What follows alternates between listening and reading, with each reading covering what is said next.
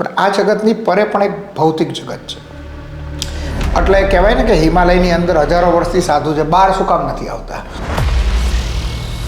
એ જ્યારે ધ્યાનની પ્રક્રિયામાં હોય તો ઘણા બધા જીવો એને દેખાય, એક લેવલ સુધી પહોંચે, ચોથા લેવલે પહોંચે ત્યારે એ અનુભવે.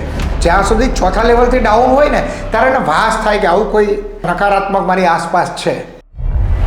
કર્ણ પિશાચીની, કેમ કે સૌ સાધના પણ આવે છે અને માંસ મદિરાના તમારે ભોગ પણ ધરાવવા પડે, હૃદય કંપાવી નાખે એવી એની એક સાધના પદ્ધતિ છે. અને એ સ્મશાનોની અંદર અથવા નદીના કિનારે એકાંત સમયે કોઈ ખંડેર જગ્યાએ આ વસ્તુ થાય છે. મેં કેમેરામાં પ્રયોગ નથી કર્યો, ના કોઈ શક્તિ પ્રદર્શન નથી, પણ લોકોને કર્ણ પિશાચીનો વેમ જતો રહે ને એટલે હું એક લાઈવ ડેમો તમને આપું.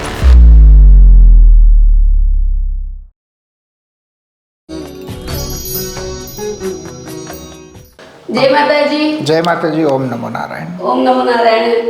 હંસગીરી બાપુ, ભક્તિ અમૃતમાં આપનું હાર્દિક સ્વાગત છે. બાપુ, આપણે આગલા એપિસોડમાં વાત કરી, મહાશિવરાત્રિના એપિસોડમાં, કે ભગવાનને આપણે કેવી રીતે પ્રાપ્ત કરીએ, કેવી રીતે અનુભૂતિ કરીએ, એવી રીતે જ નકારાત્મક શક્તિ જે હોય એ પણ આપણે કેવી રીતે એની અનુભૂતિ કરી શકીએ? પ્રથમ તો એ છે કે નકારાત્મકની અનુભૂતિ કરવી ને ન કરવી સારી. પહેલો તો પણ થાય છે એવું કે જનમાનસની અંદર તો સામાન્ય જે સંસારી લોકો છે એની અંદર પણ ક્યાંક ના ક્યાંક નકારાત્મક ઉર્જાનો પ્રભાવ તો આવે છે. બીજું કે આપણે એવું વિચારીએ છીએ કે આ જગતમાં આપતા રશિયાનું યુદ્ધ ચાલે છે અને અમેરિકા આના ઉપર એટેક કરવાનું ચાલે છે. આ બધી આ જગતની વાત છે, પણ આ જગતની પરે પણ એક ભૌતિક જગત છે. અને એ ભૌતિક જગતમાં એવું નથી કે ખાલી સકારાત્મક જીવો પણ હોય, નકારાત્મક જીવો પણ હોય છે. એટલે કહેવાય ને કે હિમાલયની અંદર હજારો વર્ષથી સાધુ છે, બહાર શું કામ નથી આવતા? તો એ પોતાના ઉર્જા બળથી, બરાબર છે, એ જગતને બચાવવાના કાર્યો કરે છે, વ્યવસ્થિત ચાલે એના માટે. જે પ્રલય થવાનો હતો થવાનો જ છે.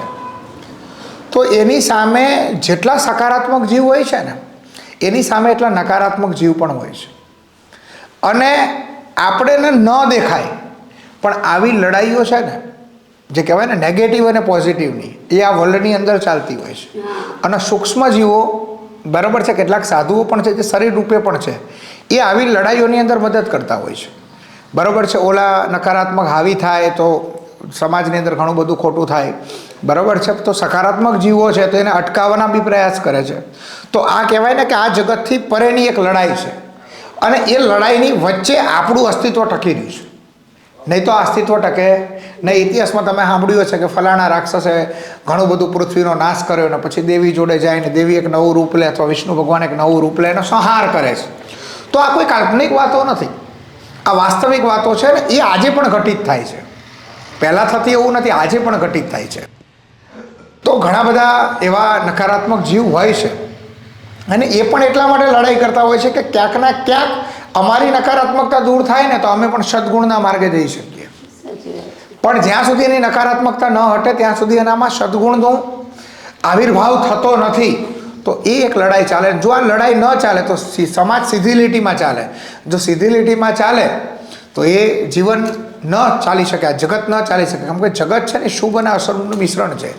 જગતમાં જેટલું શુભ હોય ને એટલું અશુભ હોય, ચાહે સતયુગ હોય, કળિયુગ હોય કે અત્યારનો સમય હોય. સતયુગમાં પણ પુસ્તક લખાણા હતા કે ખોટું ન કરવું જોઈએ, ચોરી ન કરવી જોઈએ, મતલબ ત્યારે પણ ચોરી થતી હતી. તો રહી વાત આવા અલૌકિક જીવોની, તો ઘણા બધા એવા સાધુઓ હોય છે જે તંત્રને લગતા હોય છે. તમારા જોડે કોઈ વિક્ષેપ પડ્યો હોય, કોઈ ભિક્ષા માગવા આવ્યા હોય ને તમે એની ઈચ્છા પૂરી ન કરી હોય તો એ પણ તમારા ઉપર નકારાત્મકતા છોડે છે. બીજું કે જે વ્યક્તિ સાધક હોય છે ને એ સાધક પણ ઉચ્ચ કોટી ઉપર ન પહોંચે ને એના માટે વિક્ષેપ કરવા માટે પણ આજુબાજુમાં નકારાત્મક જીવો એને ડિસ્ટર્બ કરવા માટે આવે. એને પછી ઇમોશનલ ટોર્ચર કરે કે તું તો ભાઈ મોટો સિદ્ધ થઈ ગયો છે, હવે હું તો એક આ નીચ કોટીનો જીવ છું, હું ભટકી રહ્યો છું, તો એક કામ કરો ને, તમે થોડીક ઉર્જા મારા માટે વાપરો ને જેથી મને પણ સારી યોનિમાં, મનુષ્ય યોનિમાં જન્મ મળે. તો એ સાધક ત્યાં કરુણા ભાવમાં જેવો આવે અને ઓલા જીવને મદદ કરવા માટે જાય એટલે પોતાના સાધના પદ ઉપરથી પદભ્રષ્ટ થાય છે. આ વાત જે સાધકો છે એ મારી વાતને સહજતાથી સમજી શકશે, કેમ કે એનામાં અનુભવ આવે. એ જ્યારે ધ્યાનની પ્રક્રિયામાં હોય તો ઘણા બધા જીવો એને દેખાય, એક લેવલ સુધી પહોંચે, ચોથા લેવલે પહોંચે ત્યારે એ અનુભવે. જ્યાં સુધી ચોથા લેવલથી ડાઉન હોય ને ત્યારે એને ભાસ થાય કે આવું કોઈ નકારાત્મક મારી આસપાસ છે કે કોઈ સકારાત્મક મારી આસપાસ છે. પણ જ્યારે ચોથું લેવલ પાર કરે તે આવા સૂક્ષ્મ જીવોને જોઈ પણ શકે છે અને એ જીવો દ્વારા એ ડિસ્ટર્બ થાય પણ છે. અમે પણ સાધના પ્રક્રિયામાં હતા તો આજુબાજુ આવા જીવો આવે તો આપણે લાગણી થઈ જાય કોઈ જીવનો ઉદ્ધાર આપણા થકી થતો હોય તો આપણને શું વાંધો, પણ આપણા થકી એ જીવનો ઉદ્ધાર થતો હોય એટલે એ સાધકમાં અહમભાવ આવે અને અહમભાવ આવે એટલે સાધના પ્રક્રિયામાં પણ એ જીવ એને એટેચ કરી જાય. એટલી હદે એટેચ કરી જાય કે એને તપસ્યા કરતાં 7 વર્ષ થયા હોય એને ડેમેજ થવા માટે 1 સેકન્ડ કાપી છે. કેટલી? એ ચોથા લેવલથી 1 જ સેકન્ડમાં મૂલાધાર ચક્રમાં પાછો આવી જાય છે. તો જેટલા સાધકો છે એને મારી નમ્ર અપીલ છે કે તમે સાધના પ્રક્રિયામાં તમારા કોઈ પૂર્વજો તમને દેખાય કે તમારી આજુબાજુ મરડા એવા તમને જો અનુભવો થાય તો તમારે એનાથી બચવાની કોશિશ કરવી જોઈએ. એ સાથે કનેક્શન કે એ સાથે તમારે લાગણી કે પ્રવાહમાં જોડાઈ ન જવું જોઈએ. કારણ કે તમે સાધનામાં હોય એટલે નિશ્ચય તમારે દ્રઢ કરી લેવો જોઈએ કે આ જગત મારા વગર ચાલશે, આ જગતને મારી કોઈ જરૂરિયાત નથી. એ દ્રઢ ભાવ સાથે સાધનાની શરૂઆત કરવી જોઈએ. એના સિવાય સામાન્ય લોકો એના ઘરની અંદર પણ આવા બધા અનુભવો નકારાત્મક થતા હોય છે તો એ સામાન્ય બાબત છે. એ સૂક્ષ્મ જગત ઉપરથી આ જગત ઉપર થયેલા પ્રભાવો હોય છે અને એના માટે એ જીવ જવાબદાર નથી. તમારા કોઈ પ્રારબ્ધના કર્મો એવા હોય કે તમે કોઈ જીવને એ રીતે હેરાન કરી અને અપમૃત્યુ મારી હોય, કોઈને ગોળી મારી દીધી હોય તો એ જીવ આ જન્મમાં તમારો પીછો ન છોડે. દુનિયા ગોળ છે તો એ જીવ તમારામાં આવે જ, ફરી ફરીને આવે. તમે એને ગોળી મારી દે એ વખત તમને ગોળી નહીં મારે પણ ગોળી માર્યાનું જે દુઃખ થાય ને એ દુઃખ તમને સાધનામાં અનુભવડાવશે. તો સાધક વ્યક્તિએ પોતાના ઈષ્ટ ઉપર ભરોસો અને સંદેશો ફક્ત પોતાના ઈષ્ટ અથવા ગુરુનો જ સાંભળવો, બીજા કોઈની વાતમાં આવવું નહીં, કેમ કે એ પણ એક મનની પ્રક્રિયાનો વહેમ હોય છે. તો આનાથી બચવું જોઈએ સાધકોએ, તે ઉચ્ચ કોટી ઉપર પહોંચી શકે. કાનમાં આવીને જે બોલે કઈ દેવી કહેવાય? કર્ણ પિશાચીની કહી જાય. એમની વિશે થોડુંક જણાવો. હવે કર્ણ પિશાચીની એટલે એક શબ્દ સમજો. કર્ણ માને કાન. હવે પિશાચ માને આપણે દેશી ભાષામાં એને ભૂતિયોની કહી શકીએ. તો એ કોઈ શ્રેષ્ઠ યોની નથી જેનું અપમૃત્યુ થયું હોય છે, બરાબર છે. પણ પોતાની અંદર એક પાવર હોય અથવા કોઈ તંત્રની સાધનામાં માહિર હોય અને માહિરતાની અંદર એનું ક્રૂર મૃત્યુ થાય, બરાબર છે. તો આવી કર્ણ પિશાચીની જેવી દેવી બને. આપણે એક સહજ ભાવ આધ્યાત્મિક રીતે છે તો કોઈને હીન ભાવનાથી ન જોઈએ. તો આપણે પણ એને એક દેવી સ્વરૂપે, જો આપણા પૂર્વજોને આપણે ભગવાન માનતા હોય તો પિશાચને પણ આપણે એક દેવી તરીકે, તો દેવી સ્વરૂપ છે તો દેવી તરીકે તો સ્વીકારવી જોઈએ. પણ એના પ્લસ પોઈન્ટ છે અને નેગેટિવ પોઈન્ટ પણ છે. એને પ્રસન્ન કરવાના જે સાધનો છે, ડિટેલમાં તો નહીં જવું કેમ કે થોડા ભયાનક છે, કેમ કે સૌ સાધના પણ આવે છે એમાં કર્ણ પિશાચીની માટે.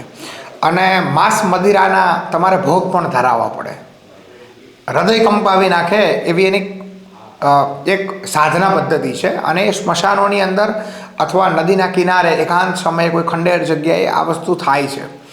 પણ કર્ણ પિશાચીની તમને જો પ્રસન્ન બી થઈ જાય અને કાનમાં આવીને કહી જાય તો એ કોઈનું ભૂતકાળ કહી શકશે તમને કે આ માણસ શું વિચારીને આવે છે તમારા માટે, એ કઈ કામનાથી તમને મળવા આવે છે, એ બધું કહેશે ખરી તમને, પણ એ કોઈનું ભવિષ્ય કહી શકશે નહીં, કેમ કે એની કોટી નથી ને. જીવ છે પણ એ પણ એક નીચ કોટીનો છે, બરાબર છે. નીચી કોટીનો મતલબ જીવ મહાન છે પણ એક નીચ કોટીનો છે, એ તમને ન જણાવે. બીજું કે તમારે એને નોતરું આપવું ને એટલે સમસ્યાને નોતરું આપવું. પણ તમે બેઠા હોય ને વિચારો કે આજ કયા કપડાં પહેરું, તો એ કર્ણ પિશાચીની તમને કાનમાં બેસે. એકચ્યુઅલી એક કામ કરતો આજ ગુલાબી પહેરી નાખ, તમે સુંદર લાગશો. મતલબ તમે એને જે નહીં પૂછવા માંગો ને એ પણ તમને જવાબ આપશે. હા, તમારો રસોઈયો આજે ગુસ્સામાં હોય, તમારો કોઈ ઘરમાં નોકર કામ કરતો હોય તો એ કહેશે કે આજે એને 100ની નોટ છે ને તમારા પર્સમાંથી ચોરી લીધી. મતલબ તમારું જીવન છે ને એ તમારો એકાંત ખોવાઈ જશે. તમે પ્રાપ્ત એને એકાંતમાં કરશો પણ પ્રાપ્ત કર્યા પછી તમારું એકાંત ખોરવાઈ જશે, તમારી સ્વતંત્રતા ખોરવાઈ જશે. તમને એમ લાગશે કે હું ખરેખર કર્ણ પિશાચીનો ગુલામ થઈ ગયો છું. તો લોકો કર્ણ પિશાચીને પ્રાપ્ત કરીને એનો ઉપયોગ કરવા કરતાં પણ એનાથી છૂટવાના પ્રયાસો ગોતે છે. મેં ઘણા એવા સાધકો મળ્યો છું ઉજ્જૈનની અંદર પણ ઘણા સાધકો, એક કે બે હાથ જોડીને આ ડાયરેક્ટ શિવને એને પૂજા કરાય પછી આ છોડો તમે વિશે. બરોબર છે. તો એના સકારાત્મક પાસા છે. કોઈ આવીને કાનમાં કોઈ તમને કાનમાં કહી જાય એટલે તમને મજા આવે. કોઈક આવે વ્યક્તિ તો એમ કહી દો તમે આ તમારો ભૂતકાળ છે, તમારી સાથે આવું બન્યું છે, ગર્લફ્રેન્ડે તમારી સાથે બ્રેકઅપ કર્યો છે, ઓલું ઇમ્પ્રેશનમાં આવે, તમને સરસ મજાનું પગે લાગે, તમને અહમ જાગે, ઓહો હો હો હું તો દુનિયામાં હું જ પૂજનીય છું, સરસ મજાના તમે આશીર્વાદ આપો, એનો આનંદ આવે. પણ એ આનંદની સાથે આવડું મોટું દુઃખ પણ પેદા થાય. પણ કોઈ પણ વ્યક્તિ કરી ના શકે ને બાપુ. જીગર જોઈએ એના માટે. શું જોઈએ? જીગર. કાળજું કંપાવી નાખે એવું જીગર જોઈએ, તો જે સિદ્ધ થાય. તો એના માટે કામ છે. બાકી જે સામાન્ય મતલબ મારા માટે તો બધા મહાન છે, બધાનો બ્રહ્મ સ્વરૂપ અમે જોઈએ છીએ, બરાબર છે. આ કેમેરો પણ અમારા માટે બ્રહ્મ છે, માઇક પણ બ્રહ્મ છે. પણ જેને ખરેખર એના પાછળ દ્રઢતા છે, એની પાત્રતા છે. કોઈ પણ સાધના માટે તમારામાં સ્પેસિફિક ગુણ હોવા જોઈએ. એ ગુણ ન હોય તો એ સાધનાનો કોઈ અર્થ નથી. અને જે વ્યક્તિ કોકનું કંઈક કહેતા હોય ને બધા એવું જ વિચારે કારણ કોણ પિશાચીની છે. બાગા બાબેશ્વરની વાત કરી લો તમે, તો એના માટે લોકો શું કહે છે, તમારા મનમાં છે એટલે કહું છું કે એવું જ વિચારે કારણ કોણ પિશાચીની છે. હવે ચલો મેં કેમેરામાં પ્રયોગ નથી કર્યો, ના કોઈ શક્તિ પ્રદર્શન નથી, પણ લોકોને કર્ણ પિશાચીનો વેમ જતો રહે ને એટલે હું એક લાઈવ ડેમો તમને આપું. તમે તમારા ઓળખીતા કોઈ પાત્ર હોય, હું તમારા બે સિવાય કોઈને ઓળખતો નથી, તમારા જે બી ઓળખીતા છે એમાંથી તમે કોઈ એક વ્યક્તિ વિશે વિચારો, એની ઇમેજિન કરી લો તમારા દિમાગમાં. કરી લીધું. હવે એની વાત કરું તમને, એનો સ્વભાવ જિદ્દી છે, હા કે ના છે? આમ ઘણો બધો આસ્તિક છે પણ એનામાં લક્ષણ થોડા નાસ્તિકના છે. બીજું એ વ્યક્તિ ભક્તિ માર્ગ તરફ હશે, એટલે કાલાવાલા કરવાથી લઈને આ બધામાં, બરાબર છે. બીજું એને નિર્ણય શક્તિ સ્ટ્રોંગ છે, પણ એનામાં ત્વરિત ગુસ્સો કરવાની પણ આદત છે. એજ્યુકેશન એનું સારું છે. મેં તમને કીધું સચોટ છે. મેં તમને એવું કીધું હતું તમારા વિશે વિચારો. હવે તમે ન કહેતા કે બાપુ તમારી પાસે પિશાચીની છે, તો તમે હવે મને ન કહેતા કે બાપુ જોડે કર્ણ પિશાચીની છે. બીજું તમે આવ્યા અને મેં તમારા મનમાં જે પ્રશ્નો હતા તમે મને પૂછ્યા ને મેં તમને જવાબ આપે, એક સાધુ તરીકે મારી ફરજ છે. તો આ કોઈ શક્તિનું પ્રદર્શન નથી. આ ગુરુ કૃપા અને દ્રઢ મને કરેલી સાધના અને સંન્યાસ ધર્મને કોઈ ડાઘ ને કલંક ન લાગે એને નિભાવવાની નિષ્ઠા છે, એના દ્વારા પ્રાપ્ત થયેલું આ જ્ઞાન છે. આ તમને મેં ઓન રેકોર્ડ, કોઈ પ્રી પ્લાનિંગ તો છે નહીં આપણું, એના સાથે મેં તમને ડેમો આપ્યો. બીજો ડેમો લેવો હોય તો છૂટ છે. મારે શું સમજવું બાપુ? મારી જોડે નથી, કબૂલાત કરું છું. મારું મંદિર હનુમાનજીનું છે, એમાં એમ કહેવાય કે ભૂત પિશાચની સાંભળો છે નહીં, મતલબ હનુમાનજીના હું સાનિધ્યમાં છું. હું શુદ્ધ સાધનાનો ઉપાસક છું. એક સમય હું તમો સાધનાનો પણ ઉપાસક હતો ભૂતકાળની અંદર, એમાંથી પરિવર્તન લાવીને આમાં આવ્યો. તો જ્યાં હનુમાનજી છે અને હનુમાનજી માટે કહેવાય ભૂત પિશાચ નિકટ નહીં આવે. હવે પિશાચને નિકટ આવવાનો વિચાર જ નથી, તો મારા જોડે કર્ણ પિશાચીનો વિષય નથી. ના સાચી વાત છે બાપુ. તમે કહો છો હનુમાન દાદાને ભૂત પિશાચ નજીક નથી આવતા, તો બ્રહ્મ રાક્ષસ હોય અને એની આગળ હનુમાન ચાલીસ આપણે કહીએ તો એ કઈ ફેલ થઈ જાય છે. શું છે બ્રહ્મ રાક્ષસ? એનું કારણ છે તમારી 30-35 વર્ષની ઉંમર હોય, કોઈ દી આપણે હનુમાનજીના મંદિરે ગયા હોય તો આમ ભીડમાં ગયા, હનુમાન દાદા સારું કરજો, અમારા છોકરાને હગાઈ કરાવી દેજો, એમ માનતા માની એક ભિખારીની રીતે, હું તો ભિખારી શબ્દ વાપરીશ, એ બધું મા જોડે મગાય, પિતા જોડે ન મગાય. તો એ તમે એટલું કરી નીકળ્યા હોય ને હવે કોઈક દિવસ તમારા ઘરની અંદર તમે એવી નેગેટિવિટી અનુભવો કે કોઈ જંગલના રસ્તામાં એકલા ડ્રાઈવ કરતા હોય, જતા હોય અને તમને એવું લાગે, એ પછી વેમ છે કે સત્ય છે ડઝન્ટ મેટર, પછીનો વિષય છે. પણ તમે ડર અનુભવો, જિંદગીમાં હનુમાન ચાલીસા ન કરી હોય ને એ દિવસે તમે રટ્ટા વણાવેલી ચાલુ કરો તો એ હનુમાન ચાલીસાનો કોઈ અર્થ તમારા માટે છે નહીં. હા, તમે એના પ્રબળ સાધક છો, તમે નિયમિત એને હનુમાન ચાલીસા કરો છો, એ હનુમાનજીનો મંત્ર તમે સિદ્ધ કરેલો છે, અને આવી કોઈ મુસીબત તમારા ઉપર આવે અને તમે કરો તો થાય, સાચી વાત છે, બાકી અસર થાય ના થાય. બીજ તમે બ્રહ્મ રાક્ષસ વિશે પૂછ્યું તો એનો શબ્દ છે બ્રહ્મ રાક્ષસ. બ્રહ્મ માને જ્ઞાનની વાત છે. તો એના માટે ઘણી બધી અલગ અલગ કથાઓ છે. મને જે ખ્યાલ છે, હું કોઈ ઓથેન્ટિક વાત નથી કરતો, મને જે સમજણ છે કહું છું.